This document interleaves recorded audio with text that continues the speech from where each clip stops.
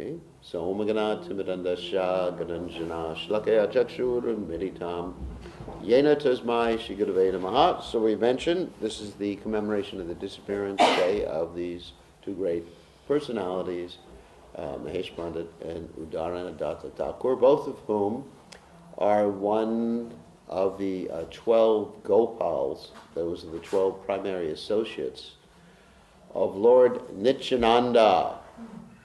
So they are coward boys in Vrindavan.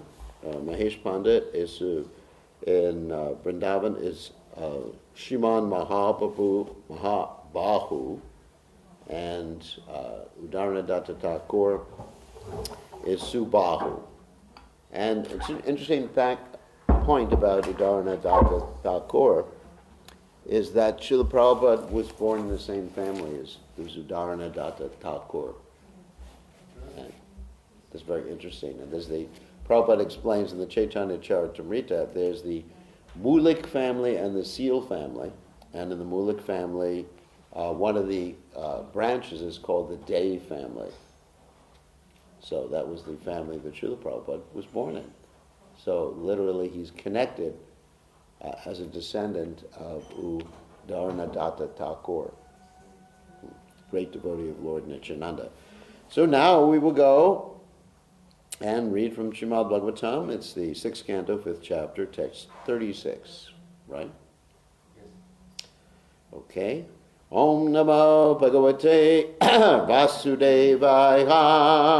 Om Namo Bhagavate Vasudevaya. Om Namo Bhagavate Vasudevaya. Om Namo Bhagavate Vasudevaya. Om Namo Bhagavate Vasudevaya. Om Namo Bhagavate Vasudevaya. Okay. Shri Daksha Huvacha. Shri Daksha Uvacha. Aho. Aho. Asado. Asado. Sadhunam. Sadhunam. Sadhu. Sadhu. Lingena. Lingena. Nas. Nas. Tvaya. Asadu. Sadhu. Akari. Akari. Arbakanam. Arbakanam. Vikshor. Vikshor. Marga. Marga. Pradarshitaha. Darshitaha. Shri Dakshuvacha. Shri Daksha Uvacha.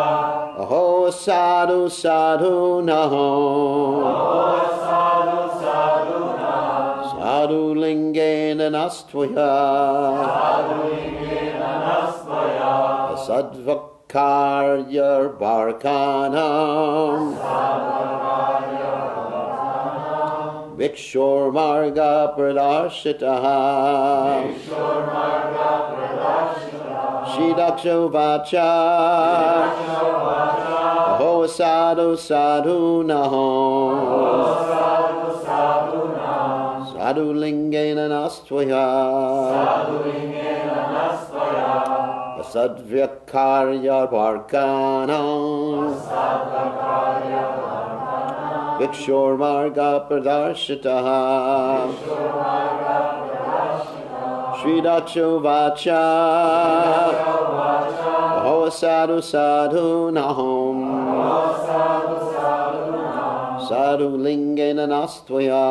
Sadhu lingena nastvaya. Sadvyakarya barkanam. Sadvakarya bhartanam. Vikshor marga pradarshitaha. Vikshor marga pradarshitaha. Okay. Shri Daksha Uvacha. Aho sadhu sadhu nam. Sadhu lingena nastvaya. Sadvakarya bhartanam.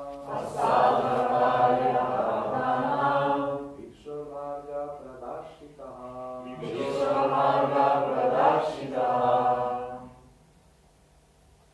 Shri Daksha Uvacha. Shri Daksha Uvacha. Aho sadhu sadhunam.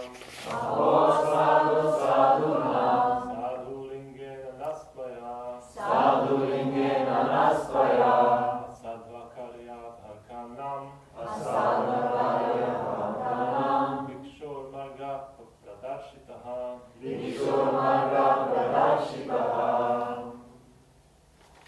Ladies.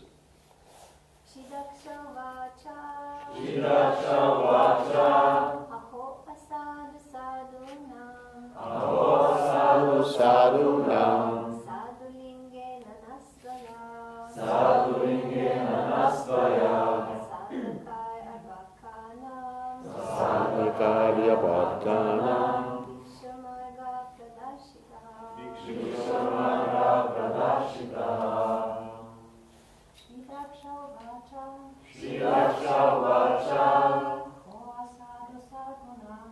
Aho sadhu sadhunam. Sadulinge nanasvaya. Sadhulinge nanasvaya. Sadhakai arvakanam. Sadhakarya bhaktanam. Shormarga pradashita. Vishormarga pradashita. Okay.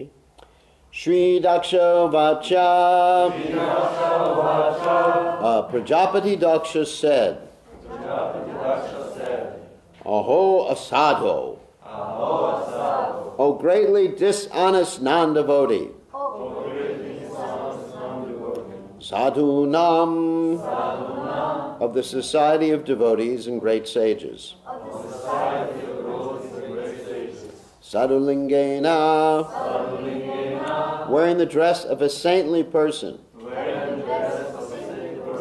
naha, unto us, twaya, by you, asadu, a dishonesty, akari, has been done, arvakanam, of poor boys who were very inexperienced, Vikshaho marga, the path of a beggar, or mendicant sannyasi. Pradarshitaha, shown. Translation. Prajapati Daksha said, Alas, Narada Muni, you wear the dress of a saintly person, but you are not actually a saint. Indeed, although I am now in Grahastha life, I am a saintly person. By showing my sons the path of renunciation, you have done me an abominable injustice. So, purport by His Divine Grace, A.C. Bhaktivedanta Swami Srila Prabhupada ki Jai. Sri Chaitanya Mahaprabhu said, Sannyasira alpa chidra sarva loke goy. That's from the Chaitanya Charitamrita, Majjalila, 12th chapter, text 51. In society, one will find many sannyasis, vanaprasas, grahastas, and brahmacharis. But if all of them are properly live accordance with their duties, they are understood to be sadhus. Prajapati Daksha was certainly a sadhu because he had executed such great austerities that the Supreme Personality of Godhead, Lord Vishnu, had appeared before him. Nevertheless, he had a fault-finding mentality. He improperly thought Narada Muni to be a sadhu, or non-saintly, because Narada had foiled his intentions. Desiring to train his sons to become grahastas fully equipped with knowledge, Daksha had sent them to execute austerities by Narayana Saras. Narada Muni, however, taking advantage of their highly elevated position in austerity, instructed them to become Vaishnavas in the renounced order. This is the duty of Narada Muni and his followers. They must show everyone the path of renouncing this material world and returning home back to Godhead. Prajapati Daksha, however, could not see the exaltedness of the duties Narada Muni performed in relation to his sons.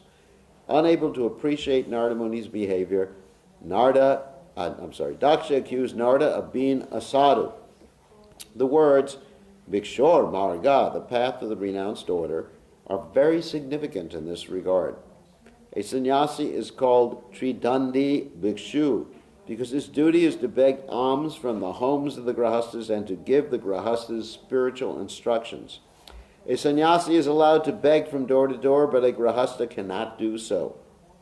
Grahastas may earn their living according to the 4 divisions of spiritual life.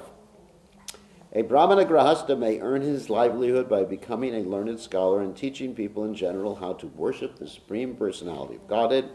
He may also assume the duty of worship himself. Therefore, it is said that only Brahmanas may engage in deity worship, and they may accept as prasad whatever people offer the deity. Although a Brahmana may sometimes accept charity, it is not for his personal maintenance, but for the worship of the deity. Thus, a Brahmana does not stock anything for his future use. Similarly, Kshatriyas may collect taxes from the citizens, and they must also protect the citizens, enforce rules and regulations, and maintain law and order. Vaishyas should earn their livelihood through agriculture and cow protection, and Shudras should maintain their livelihood by serving the three higher classes. Unless one becomes a Brahmana, one cannot take sannyas. Sannyasis and brahmacharis may beg alms door to door, but a grahastha cannot. Prajapati Daksha condemned Narada Muni because Narada, a brahmachari, who could beg from door to door, had made sannyasis of Daksha's sons who were being trained to be grahasthas. Daksha was extremely angry at Narada because he thought that Narada had done him a great injustice. According to Daksha's opinion, Narada Muni had misled Daksha's inexperienced sons, Asadvakar Yarakanam. Daksha regarded his sons as innocent boys who had been misled when Narada showed them the renounced order of life. Because of all these considerations, Prajapati Daksha charged that Narada Muni was a sadhu and should not have adopted the dress of a sadhu. Sometimes a saintly person is misunderstood by grahasthas, especially when he instructs their young sons to accept Krishna consciousness. Generally, a grahastha thinks that unless one enters grahastha life, he cannot properly enter the renounced order. If a young man immediately adopts the path of the renounced order in accordance with the instructions of Narada, or a member of his disciplic succession, his parents become very angry. The same phenomena is occurring in our Krishna consciousness movement because we are instructing all the young boys in the Western countries to follow the path of renunciation. We allow grahastha life, but a grahastha also follows the path of renunciation. Even a grahastha has to give up so many bad habits that his parents think his life has been practically destroyed. Phew. We allow no meat eating, no illicit sex, no gambling, and no intoxication, and consequently the parents wonder how, if there are so many no's, one's life can be positive. In the Western countries especially, these four prohibited activities practically constitute the life and soul of the modern population. Therefore, parents sometimes dislike our movement, just as Prajapati Daksha disliked the activities of Narada and accused Narada of dishonesty. Nevertheless, although parents may be angry at us, we must perform our duty without hesitation because we are in the disciplic succession from Narada Muni. People addicted to household life wonder how one can give up the enjoyment of grahastha life, which is a concession for sex enjoyment, simply to become a mendicant in Krishna consciousness. They do not know that the householder's concession for sex life cannot be regulated unless one accepts the life of a mendicant. The Vedic civilization therefore enjoins that at the end of one's 50th year, one must give up household life. This is compulsory. However, because modern civilization is misled, householders want to remain in family life until death, and therefore they are suffering. In such cases, the disciples of Narada Muni advise all the members of the younger generation to join the Krishna consciousness movement immediately. There's nothing wrong in this. Wow. So, Sri Dakshu Vacha Ho Asadu Sadunam Sadungena Nastwaya Asadvikar Yararganam Bhikshur Marga Pradarshitaha. So,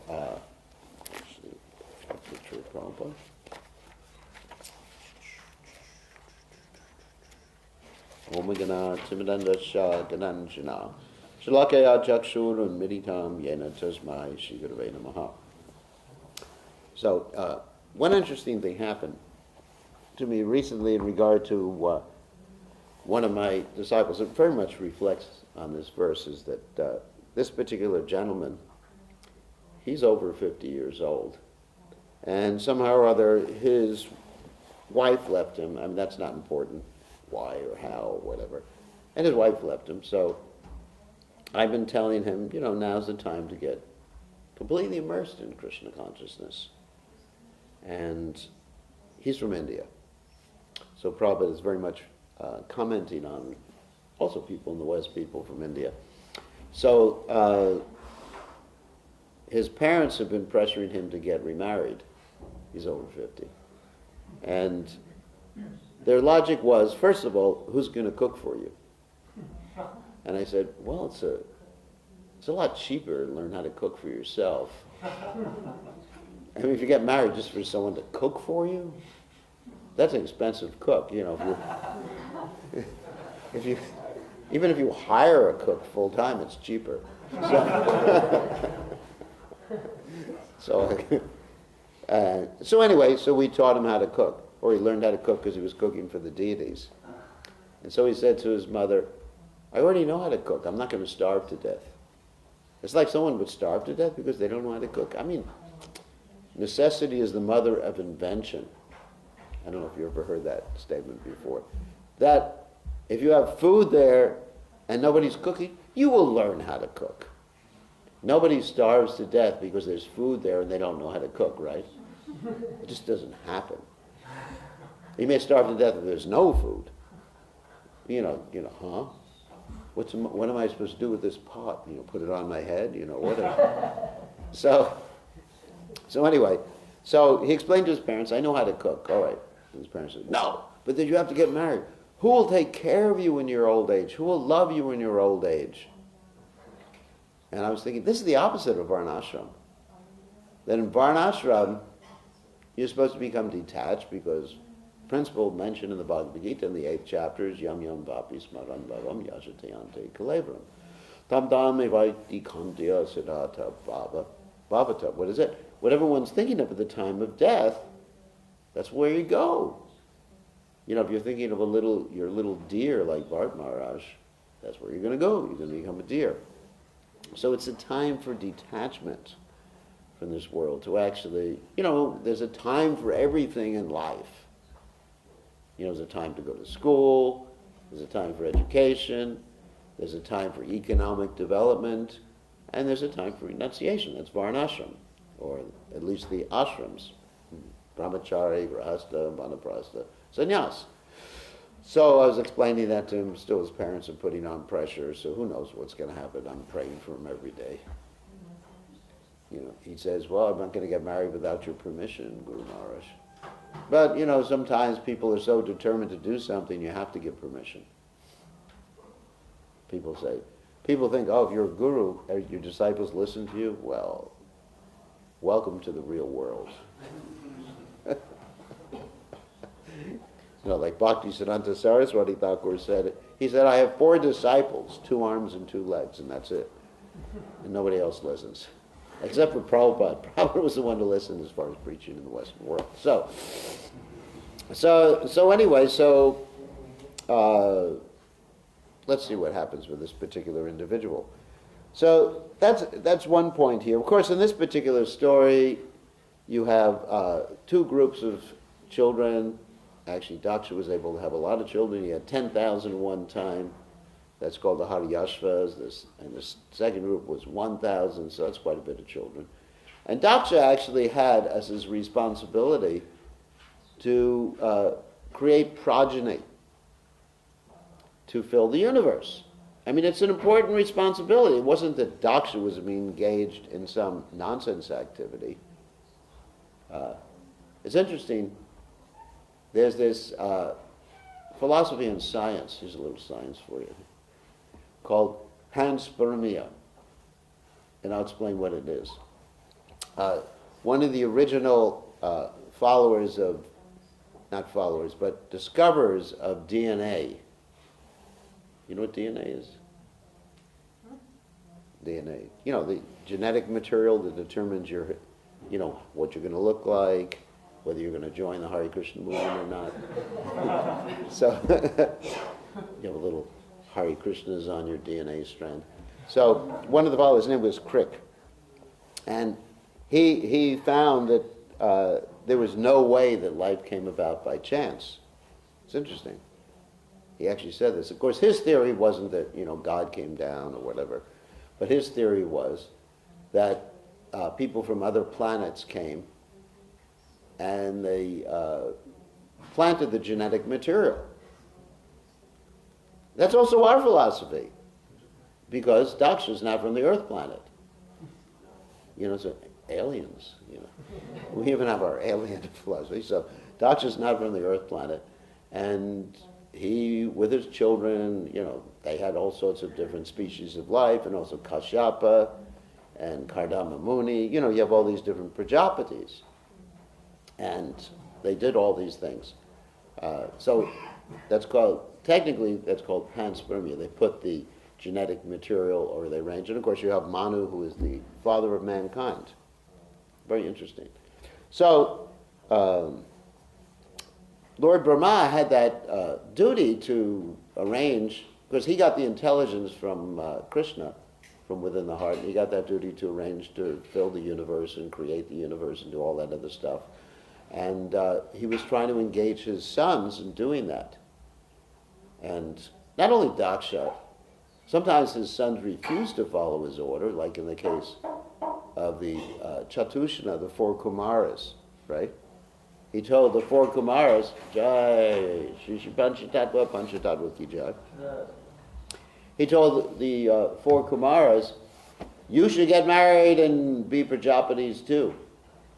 And guess what? They said, no, Dad. Now, you have to understand that in Indian culture, you don't say no to your father. It's like nowadays, in America or here in Slovenia, your father says, don't join the Hare Krishna. You say, no, Dad, just cool it. Isn't it? I mean, but in Indian culture, which is originally, I guess, from Lord Brahma and the demigods and Krishna. Anyway, so Lord Brahma told the 4 Kumaras, this is actually similar to the story of Daksha. He told the 4 Kumaras, get married and propagate the different races. And actually some of the Prajapatis had non-human children, like you have Kadru and Vinata with the snakes and birds. So the 4 Kumaras said, no, Dad. And Lord Brahma got so angry with them that Lord Shiva popped out from his forehead. That's one of the Rudra incarnations came out. The 11 Rudras, they threatened to destroy the universe. Anyway, the story of Bhagavatam. So he got angry, but he didn't curse the 4 Kumaras. So it was a bona fide service. Some people have that service. I mean, how else are Vaishnavas going to be born? If you say that everyone should take sannyas, then how will Vaishnavas appear in this world? And, one time Prabhupada was asked, what if everyone takes sannyas? Or everyone becomes renounced and no one gets married? And Prabhupada said, that will never happen. It's not something you worry about. It's like saying, what if everyone stops eating prasad? It's a stupid question because it'll never happen. So anyway, so the married life, the grahastha life is important because one can have Krishna-conscious children. One could even give birth, like Bhakti Vinod Thakur and his wife Bhagavati gave birth to Srila Bhakti Siddhanta Saraswati Thakur. Bhakti Vinod Thakur was praying for a ray of Vishnu to appear. And actually it was similar to Advaitacharya, isn't it? Advaitacharya was praying for Vishnu himself to come down. And Bhakti Vinod Thakur was praying for a ray of Vishnu, and he had Bimal Prasad, who later on became Srila Bhakti Siddhanta Saraswati Thakur. So it's a bona fide service. There's no criticism of it. I'm not going to be like the old-time sannyasis criticizing the grahastas for getting married. So, anyway, so Daksha was engaged in a bona fide service. However, why did he get angry? And he was a great devotee of the Lord, too, as mentioned here in the purport. And previously we heard how Daksha saw he performed austerities, and Orion, Vishnu, came right before him. I mean, this is not an ordinary run-of-the-mill married person. I mean, I don't know how many married people have Vishnu come before them when they're planning to do their service. And Vishnu said, I'm going to empower you and give you intelligence and how to do it. So why was Daksha getting angry like that at Narada Muni if he was, practically speaking, a very elevated devotee? I'm not saying pure devotee. The reason is that he had an anartha. And how could he have an anartha? Well, according to Vishwanath Chakravarti Thakur, if you're familiar with the Madhurya Kadambini, Udhar, good to see you. According to Vishwanath Chakravarti Thakur, one of the sources, or one source of anarthas, is the byproducts of bhakti. He gives 4 sources. Sinful activities is one. Obviously, that's a source of anarthas. Like if you start eating meat and taking intoxication, that's not going to be helpful to your devotional service.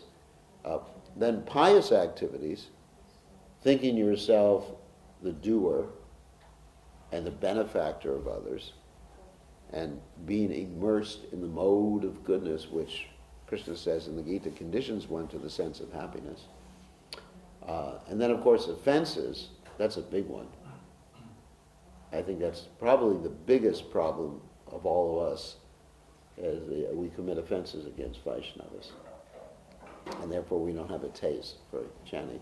And then the final one is the byproducts of bhakti. Byproducts of bhakti means basically you get proud of your knowledge, proud of your, the way you lead kirtan or whatever, proud of your service, proud that you're the boss, you're a big GBC or something. There's not temple presence, they never get proud. So you get proud of these things, and because of pride, you commit offenses against others. This is a real big one that I've experienced, because we have so much knowledge, Krishna gives us ability to do different things, and then we just offend others. You think, I'm an advanced devotee, Janmaisharya, Shudasya, Shibir, Edavanam, Adapuman. Of course, Queen Kunti prays not so much about Vaishnavas, but that people become proud because of their good birth, good family, their opulence, money. That's another thing. Now, that's another thing that's a byproduct of bhakti, that one performs devotional service and, somehow or other, money or opulence comes, and then followers come, like Lord Chaitanya Mahaprabhu says, what the Nadanam, Najanam, and Sundaram. Followers, attractive people, wealth comes, and so one gets bewildered. So one has to be very careful about these anarthas, that particular anartha, because it seems to be bhakti. I'm advanced in devotional service. Krishna's given me this position. And it seems to be bhakti, but it's not bhakti. It masquerades as bhakti. So this is what's happening with Daksha. The Daksha is actually thinking like this. And many of the statements he makes are not particularly wrong, but they're spoken in the wrong context. For example, it's not wrong to be a grahastha. And it is wrong, as Daksha says, to encourage people who are young prematurely to take up renunciation. That is wrong. Because what happens when you encourage people prematurely to take up renunciation, we're not just talking about young people, we're talking about people who are not realized in Krishna consciousness, because renunciation is very difficult. Especially in this age of Kali, the prohibition is there against sannyas. And the only reason for sannyas is for preaching Krishna consciousness, not to become a better devotee. I can tell you, when I took sannyas, it didn't make me a better devotee. It just made me prouder. Made me want to eat more Mahaprasadam. So, because in those days you took sannyas, not now. In those days you took sannyas, you get all the deity plates right after the deities were offered. It's like you had 6 offerings a day. Pretty good, isn't it? You hear the conch shell. The conch shell being blown means prasadam is coming. And all those sweets, you get them big maha plates. Wow. So, if one, I'm not saying I took sannyas prematurely. I took it at the right time. But if one is encouraged in renunciation prematurely, it won't last. Because the word sannyas doesn't mean simply renunciation. It's composed of 2 syllables or 3 syllables. Sannyas. Actually 2 syllables. That means acceptance and renunciation. Which means, just translating that into a verse in Bhagavad Gita, Rasa Varjam Rasya Pirsa Panam Drishanivartate. One has to have a higher taste. One has to be disinterested. Nirapeksha. One has to be able to focus his mind on Krishna and become attached to Krishna, just like we hear in the Bhagavad Gita. Was that Jayato Vishat Pumsam Sango Station Pajayate? Right? From contemplating something, you become attached to it. I'll give you a practical example of my own life about that. Okay. Confessions, true confessions. All right, anyway. So recently, I was flying in an airplane, and I read about, this is a place in America called Disney World. Anyone's heard of that before? No, you haven't heard. You're innocent, young man. You should take sannyas. And I read that they just established a exhibit, whole world, like based on Star Wars. You know what Star Wars is? No. He doesn't know anything. So, and I was thinking, when I read it, I was thinking, why can't I go? And I started to meditate on it. That's my Maya, what we're going to say. At least it's not anything to do with breaking the regulated principles. So, because I was a big fan of Star Wars.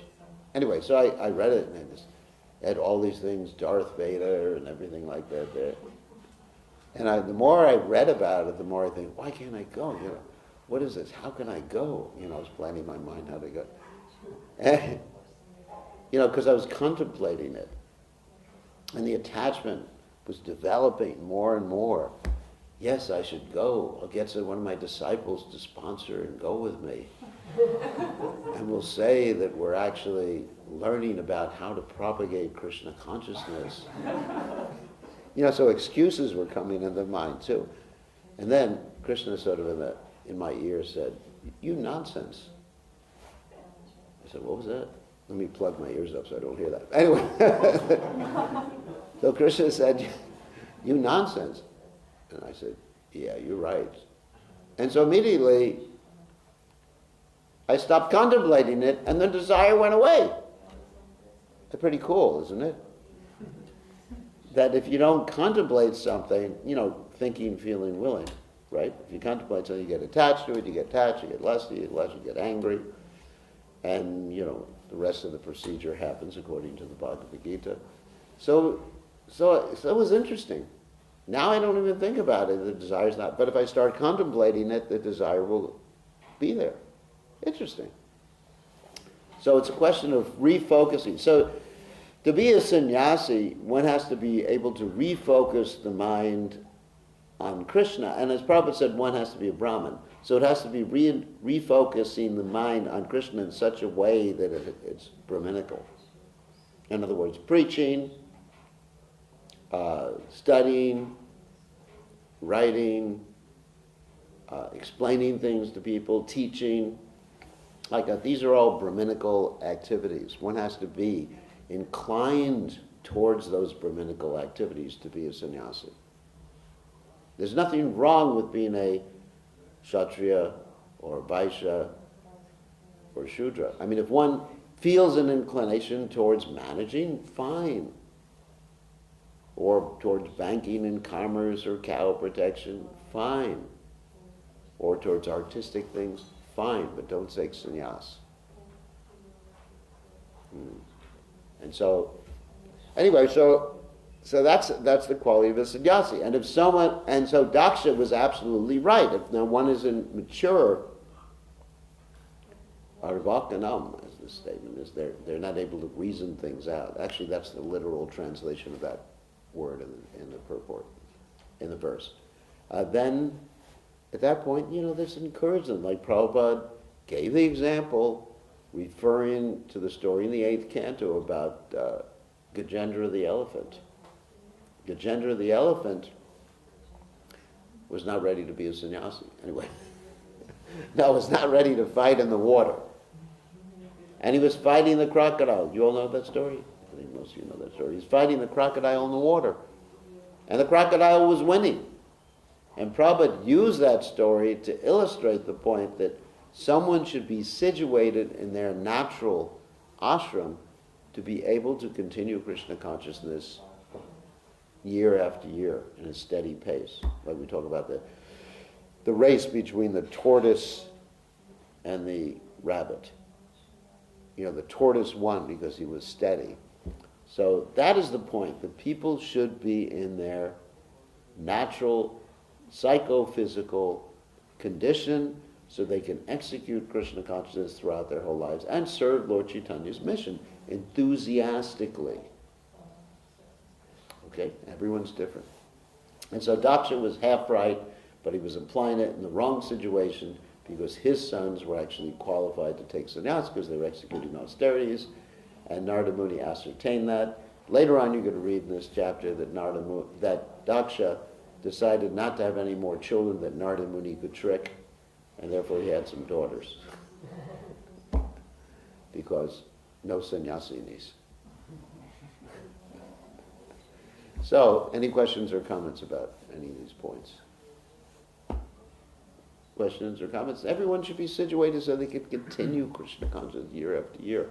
The thing that is painful to me and was painful to Prabhupada when people left Krishna consciousness. Prabhupada said, Hare Krishna.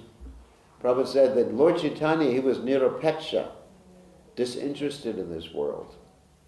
But Prabhupada said he was interested in this world and he was getting disciples married, performing the marriages. Traditionally a sannyasi is prohibited from performing marriages.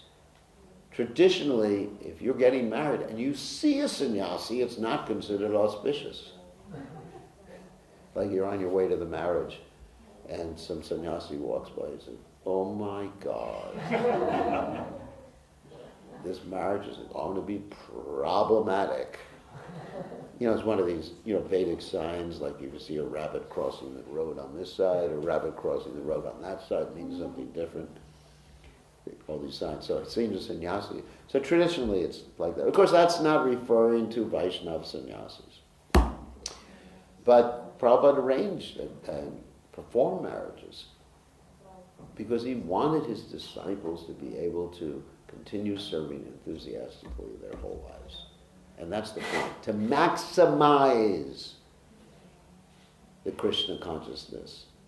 Simply taking sannyas is a disturbance if if it minimizes Krishna consciousness. One just becomes a lazy, mahaprasadam eating bum. That's useless. All right, so you have a question? Yes. In the purport, Prabhupada says that the duty of a sadhu Is to encourage renunciation. and renunciation. Yeah. So my question is, how to still apply this information that's coming from Shastra, even though I know that that's not right now for me. Okay. Yes, you're wearing white. So, so let's just talk about what renunciation means.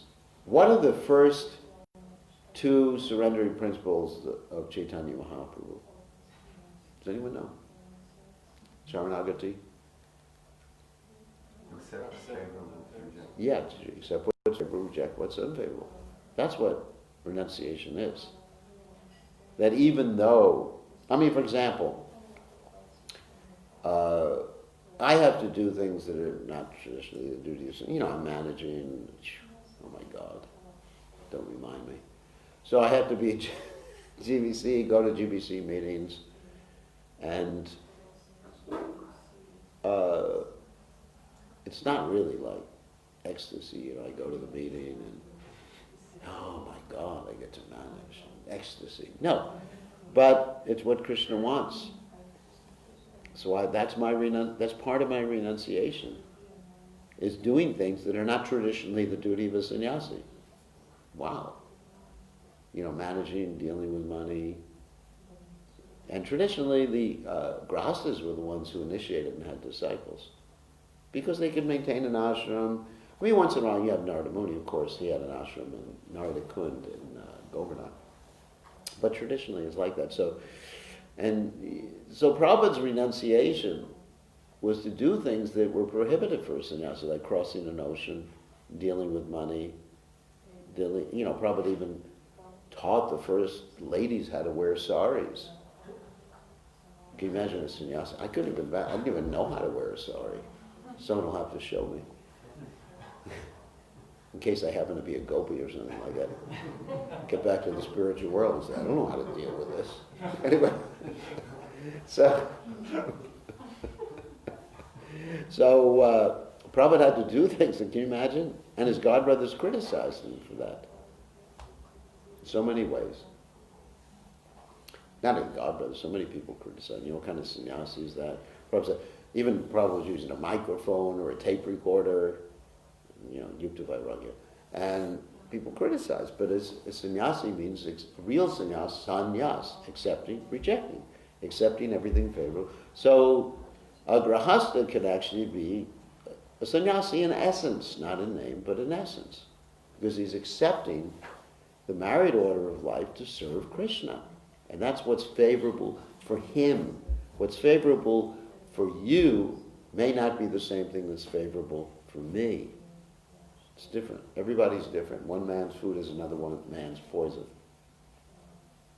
So that's renunciation. I accept things, whatever way I can maximize my service for Srila Prabhupada.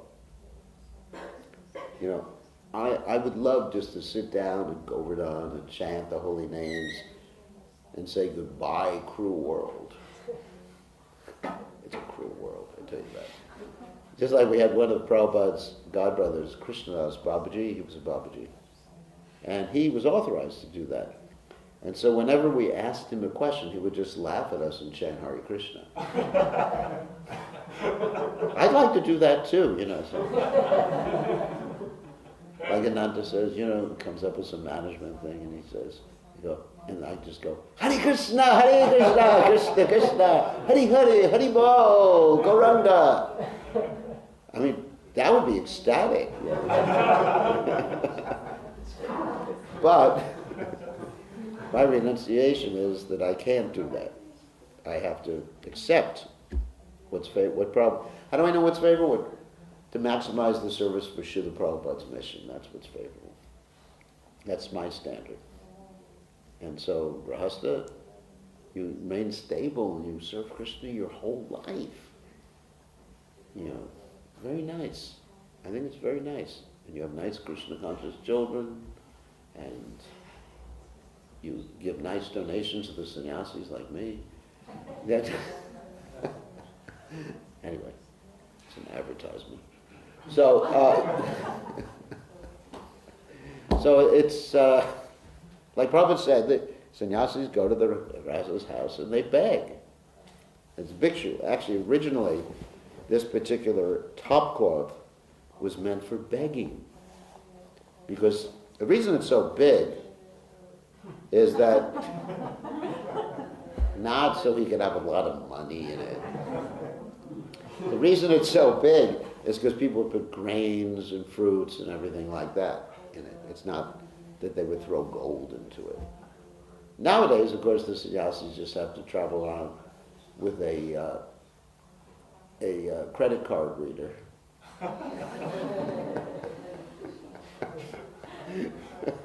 They don't need this anymore.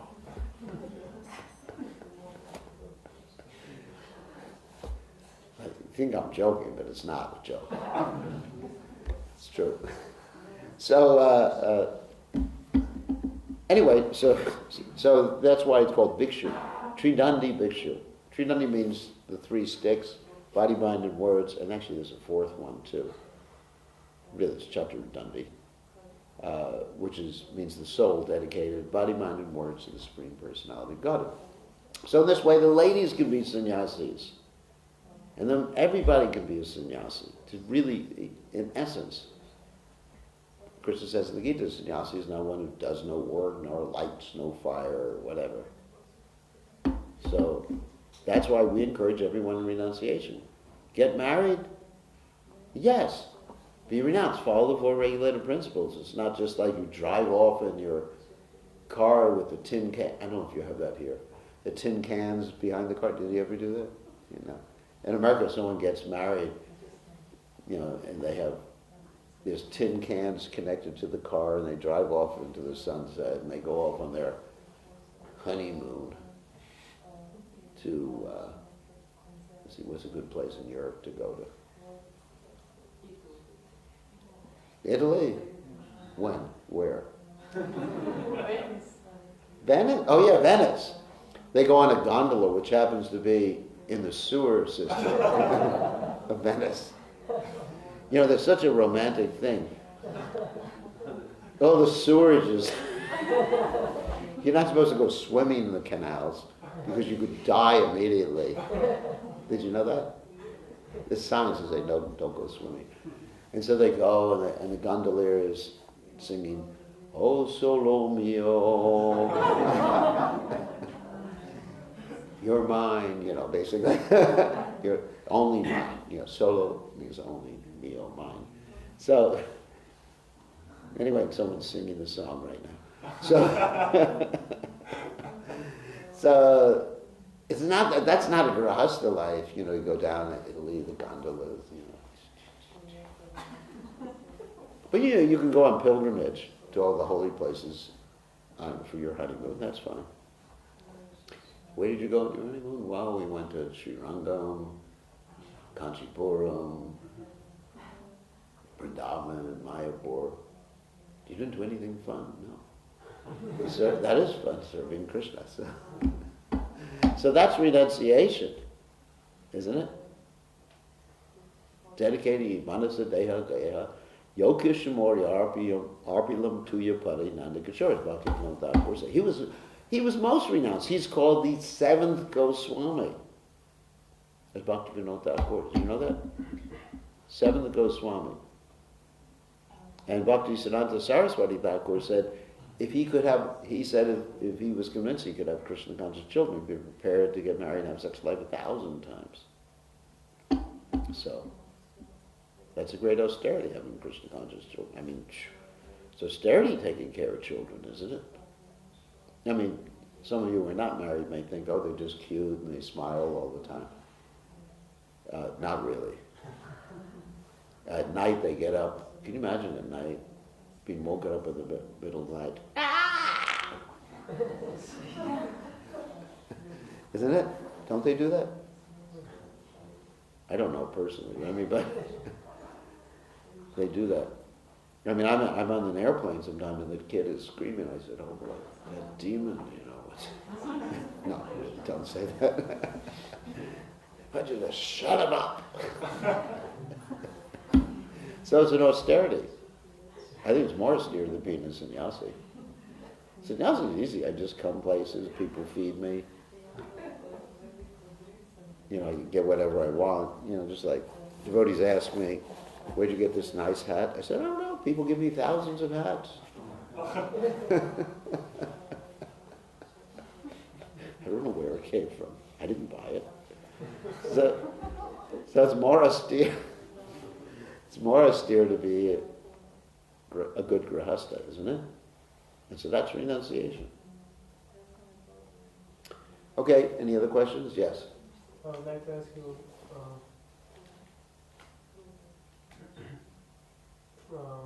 about the livelihood of Brahmanas. On the purpose, I could understand that Brahmanas can only live in the temple and teach how to... Brahmanas can live in the temple, live austerely, yes. Yajan, yajan, patan, patan, dana pratigraha, yeah. Can you say some practical... The Brahman's livelihood is teaching, studying, teaching, performing sacrifice, learning how to do sacrifice, giving in charity, and accepting charity.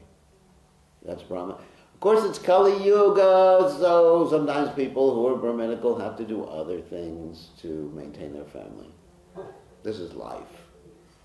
It's not, technically in traditional society that would be considered Shudra occupation where you go begging for a job. Prabhupada talked about that. But because we are actually trying to be Vaishnavas, then Grahastha basically can do something without over-endeavoring, so keeps his good sadhana, can still serve the mission. Depends on his inclination. I mean, some grahastas live in the temple their whole lives, with their families there, and they just serve the deities full time, which is nice. And others live outside, and they give the fruits of their work, money, to the temple, and that's nice too. When Krishna says, Yat karosi yadasnasi yasdiyahoshi tadasiya. Whatever you offer, whatever you give away should be done as an offering to me. So one can serve Krishna the Prabhupada said one can serve Krishna with one's life, with one's money, with one's intelligence. There's different ways of serving Krishna. So I think to be practical in this day and age, Grahastha has to do something honest to earn his living. That's all I can say. Previously, yes, there was more facility for grahasthas. You could live simply. In India, it didn't get cold. You didn't have to pay heating bills. You could live with just like a simple dhoti. You didn't need coats. So your grahastha didn't need that much. He could, there's so much vegetables around. But today, you're dealing with a money-centered economy. It wasn't a barter exchange economy. So I think you can't apply the rigid standards or restrictions that were there originally for grahastas. Just do something honest. Something honest. So, does that answer your question? And if you could serve Krishna full time, go on Sankirtan, support yourself by distributing Prabhupada's books, phew, that's wonderful. That's wonderful. Yeah. You mentioned contemplation, but usually, at least for me, it's not so. Many times it doesn't seem to be completely in my power to start contemplating, or that is the opposite effect. If I try, then the mind is really start pushing with this contemplation goal previous. You can give some advice how you... Well, you have to contemplate on something else. Yeah, what you're saying is absolutely true. As I mentioned yesterday, you can't do a don't, so you have to contemplate on something positive. What would please Krishna, or something that you'd like to do for Krishna. It's not that when I was giving up that contemplation, I'll give another example of contemplation in my own life. At one point, I was very addicted to eating certain foods that were not so healthy for me. Prasadam. I was killing myself with prasadam. So, anyway, things that were too fatty, too sweet, all that other nice stuff. And then, instead, I started to think, of health. I changed my consciousness. Instead of focusing on the tongue, I focused on the health and serving Krishna. And so because of that positive thing, I didn't have to think about giving up what wasn't good for me. So that's really the methodology. that you just think of something really positive, like Krishna's pastimes. You can't think of Krishna's pastimes, some service. I mean, somehow or other absorb your mind in something that excites you for Krishna. I mean, I gave the example yesterday that recently I've been very much immersed in trying to prove to people, and hopefully I can do this for the Sunday feast, that life comes from life, which is actually one of Prabhupada's main objectives, to prove that to people. That life doesn't come from a chance combination of matter. So in order to do that, I'm studying science more. I mean, I was a scientist before I joined the movement. That's my natural propensity. And so my mind is absorbed in that. It's a service for Krishna, doing something Prabhupada wanted. And I forget about everything else while I'm doing it. It's really interesting that when you're really focused on something you like to do for Krishna, and Arjuna in Bhagavad Gita was told by Krishna that unless you focus on something that you like to do, you're going to be forced to do in any way. It's a dharmic, because your mind will wander. So that's my feeling. If I focus on something I'd like to do for Krishna, then everything else is just, just like, it's like some static, it doesn't really bother me. So figure out what you like to do. Be excited about waking up every day and doing it. And then it'll be easy just to refocus your mind. Okay? So I think we like to eat prasadam, because of course I have to like to offer to the deities. So all glories to His divine grace, Srila Prabhupada, ki jai.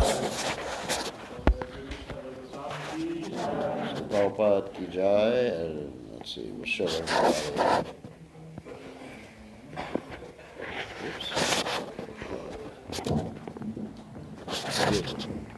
Panchatattva, and all the nice devotees, the servants of Panchatattva.